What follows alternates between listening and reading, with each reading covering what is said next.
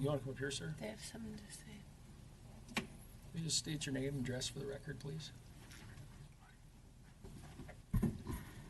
My name is Robert Kirchner. I live in Coon Rapids, and I'm part of the Anoka County Election Integrity Team. I'm interested in what your attorney's saying, and I don't know that I'm totally familiar with what he's referring to. I'm aware that there's a joint powers agreement regarding the tabulators that has a different kind of rescinding feature than the one that relates to the poll pads, at least as of data 2018. So I'm curious to know if we're talking about two different agreements here or what. So is the agreement you're referring to for 2022, you're saying that also covers poll pads, not just the tabulators? That is what I'm saying. So does it have a definition of the equipment involved in that? And is it a joint powers agreement, I guess, is the question. Do you want me to answer? Yeah, yes, please. Yes, it's a joint powers agreement. It does describe what voting equipment is. Okay. I think I understand what you're referring to now. That joint powers agreement is an update of the 2013 agreement that relates to the tabulation equipment.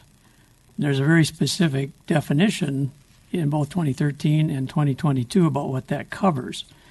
And it relates to tabulation. It does not relate to the roster system. The roster system agreement is the separate 2018 agreement, in my view, and I don't believe that agreement necessarily is encompassed by the 2022 Joint Powers Agreement. That's how I read them. So our view is that the 2018 agreement is a standalone agreement and is not governed by the Joint Powers Agreement.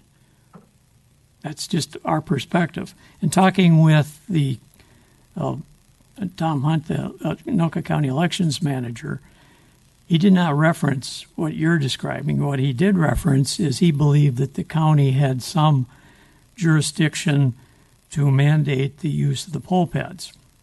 And he referenced Statute 201.225, which is the enabling legislation for electronic roster authorization. And if you look at that first enabling paragraph, and you may not have that in front of you, I think we have copies of that. I have it. Yeah, thank you. Yeah. Oh, I have this enabling statute. Okay. But I'll take a handout. I'm not trying to. Okay. I wasn't trying to be rude. Sorry. You always say to have a limited number. I'm happy to. Thank you. So when we were talking with Mr. Hunt, he seemed to reference this as the county authority, not the joint powers agreement you're talking about. This enabling authority indicates that the county, municipality, or school district may use electronic rosters for any election.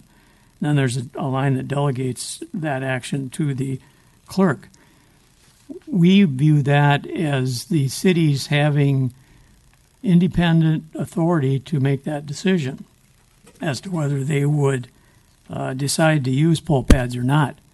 Now, in 2018, all the municipalities, as we understand, did make that decision to enter into this agreement with the county. And we have one of those. We're trying to get the others. We have one of those that relates to the city of Ramsey. And we were told by Mr. Hunt that all the municipalities have this agreement. Maybe you've seen that. Maybe you referenced that. I don't know.